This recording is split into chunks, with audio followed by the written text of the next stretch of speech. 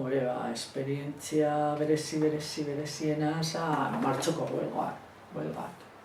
Zu egon zinen orduen hemen, ze hori izen zan, 76an. Gu etorri ginen... Urtebete lehenago. Urtebete, bai, lehenago. Eta ja, hemen, zeuden taldeak. Ja ez, nik uste dut ja hor batzen ginela, nos llamaban los anticapiz, baina zan...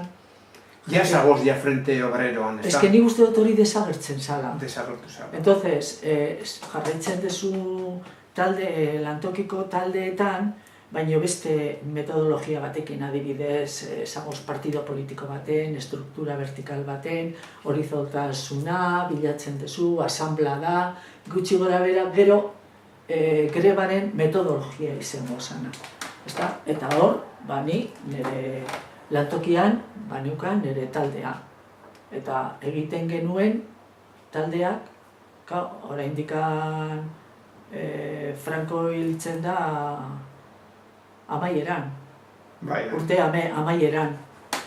Eta egiten genuen koordinatu, batu, bakoitza bere etxean edo dana dela, eta gero koordinatu edo mendian, edo leiz batean, edo batez ere mendian, eta koordinazioa, eta hortik ja, hor pizka bat da germen edo grebarena, eta hor daude beste talde batzuk, klandestinitatean daudenak, bai pekekoak, bai ozikoak, bai troskoak, baina hor agintzen duena, nahiz eta bakoitza eraman bere filosofia, agintzen duena koordinakundean hor lan asko egin zan, esan batere erreza izan, hor ez izan plataforma reivindikatiba bat, eta hori denon artean errespetatu zan. Ez da erreza izan, porque bakoitza geneukan gure iritzia, ez da?